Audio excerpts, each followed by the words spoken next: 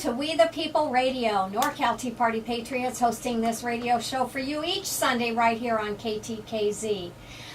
What do the Tea Party Patriots stand for? 3 core values: fiscal responsibility, constitutionally limited government, and the free markets. Unlike some groups, we do know what we stand for and what we're after. What differentiates the Tea Party Patriots from some of the other Tea Party groups within the movement? And it's one very simple thing. We are not a political action committee, and we do not accept funds from any political party. We are self-supported and supported by the grassroots. We are the only true, really grassroots movement that's out there. Today we're sponsored by Dick Randall. He is the owner of the Lost Trail Ranch in Cupertino, where he breeds and trains horses for horse reining. He's a devout conservative, and he's a huge part of the battle to try to bring some sanity to Sacramento and to our capital. It's a great effort. But we want to thank Dick Randall for his support and sponsorship. Today we have who I call our legislative guru. David Wolf is with the Howard Jarvis Taxpayers Association, but David has a wealth of information tucked in his brain. And when in doubt, we go to David. When we don't understand a piece of legislation or its implications, we call David. Welcome, David, to our show today. Jenny, thank you so much. It's good to be here.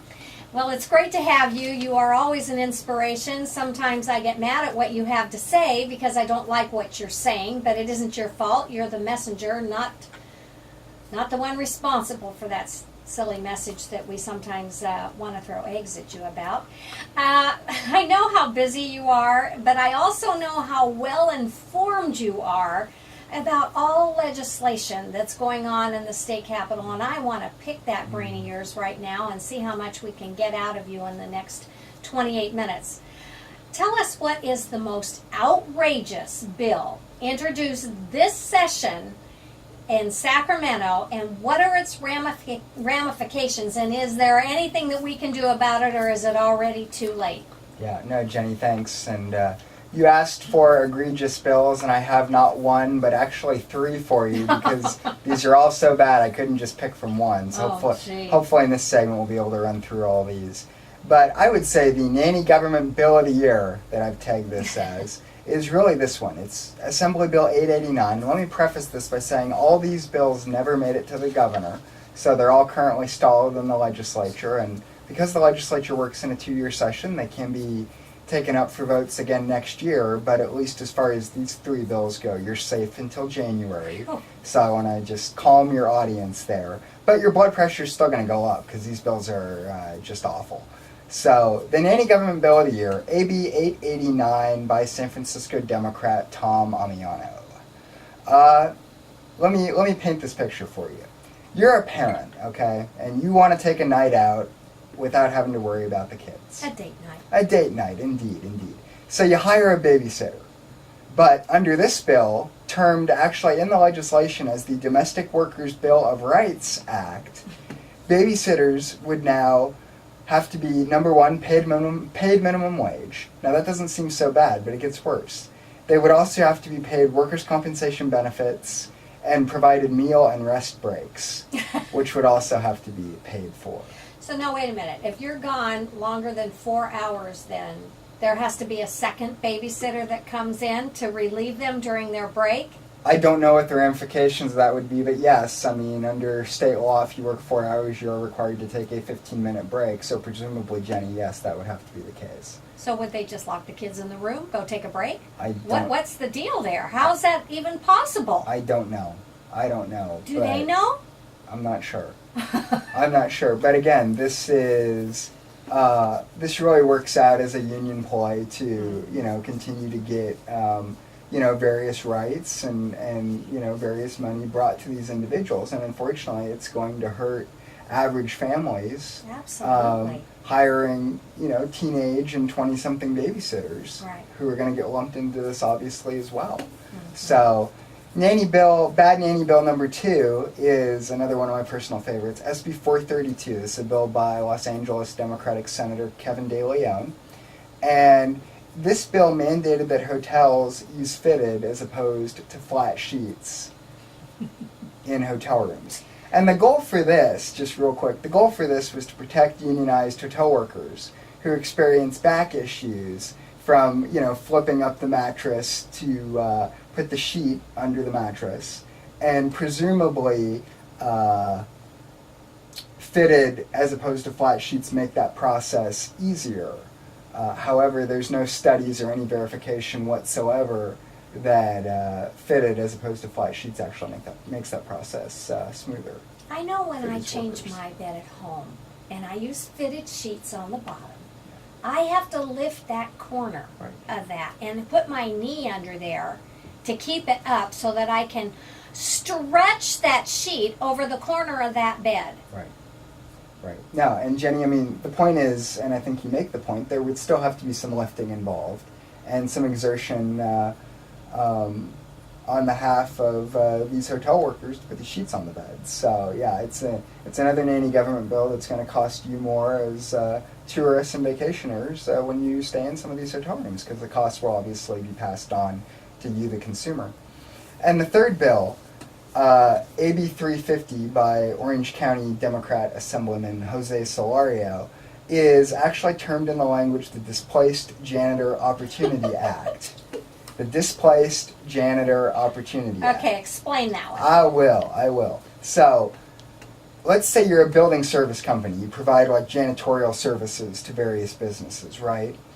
You mean they come in after hours and clean your office? Correct. Okay. You contract out with these companies in order to provide, let's say, janitorial services.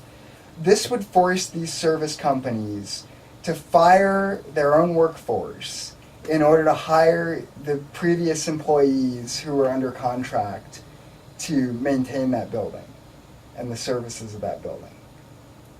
What? Yeah. So let me say that again. In a nutshell, these service companies, let's say, you provide janitorial services, they would have to fire their own workers and hire the previous workers who maintain that building. The ones that were before the workers that they just fired? Correct. So a dramatic and disgusting incursion by government into private sector business. Basically saying you're going to have to hire employees you don't know and don't trust to clean these buildings. Oh my goodness. Just an egregious bill. And again, all these are union-driven efforts to protect workers, all with the just the dramatic damage of not only hurting private business, but also, in the case of the babysitter bill, families as well. Absolutely. Now, did I hear right, or am I imagining this, that there is even the prospect of unionizing preschool? Did I hear that right, or am I getting this mixed up with the daycare nanny bill that you just talked about? No, you're not. They are two separate bills. The bill you're referring to is a little bit different, and that was AB 101. And this was a bill that was brought forth in the legislature actually the last week of session, in the dark of night. They have this process called gutting and amending bills, where they take the contents of a bill, chuck it, amend in new language, and jam it through the legislature in the final days of session. And that was what they did with AB 101. This was a bill that essentially allowed for child care workers to unionize and engage in collective bargaining. And HJTA opposed this bill mainly on the grounds of cost. The Legislative Analyst's Office, the nonpartisan group that advises the legislature on various bills, estimated that the cost with the increased benefits and the ability to collective bargain would total about $50 million at minimum. And again, with a general fund deficit approaching $15 billion, it's not appropriate, number one, to add to those costs.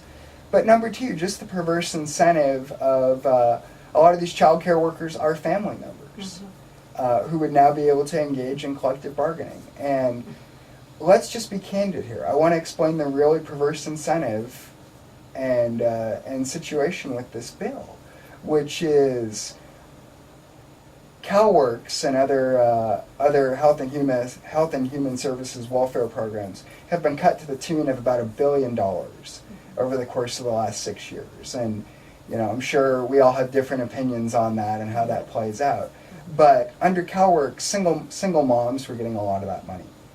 And now what you're basically saying is family members, it's okay to go ahead and unionize, but the single mom who is working, who is trying to make a better life for their child, now gets screwed because we've cut benefits to such an extent that now there is not the money there because we're giving it instead to unionize these other workers.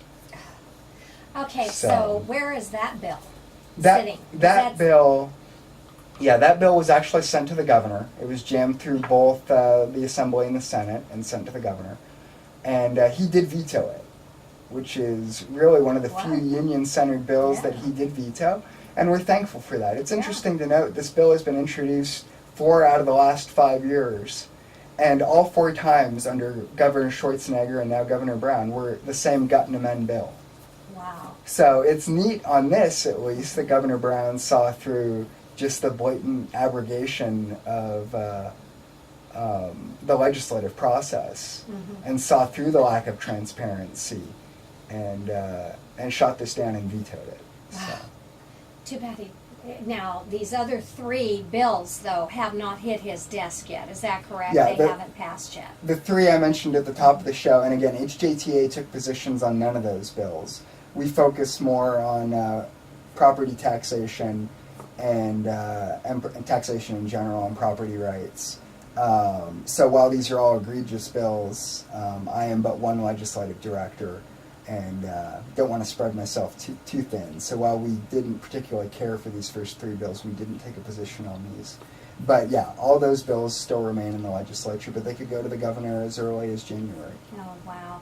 We have about a minute before our break. Is Prop 13 threatened? Prop 13 is threatened every year, Jenny. Every year there are constitutional amendments either to eviscerate the 2/3 vote for local bond and parcel taxes. And again, just in a way that's egregious. I mean, for instance, there's a bill, SCA 5, that would lower the 2/3 vote for parcel taxes to 55% to fund education programs. And number one, it's a horrible tax. Parcel taxes affect every single homeowner in the state. And are very regressive in that whether you're in a 2-bedroom house or $1 million mansion, you pay the same amount. And is that the right message you want to send to homeowners in the middle of the worst foreclosure crisis in 50 years? And eviscerating Prop 13 in the process, which again has saved homeowners about $550 billion over the course of the last 33 years. And obviously we would have to say that answer's no. So we have to fight that battle constantly, don't we? Yeah, every year. And it is one of the main reasons why we exist and why I have this job. So. Well, we're up against the break right now. We're going to be right back with We the People Radio and David Wolf, our special guest and our legislative guru.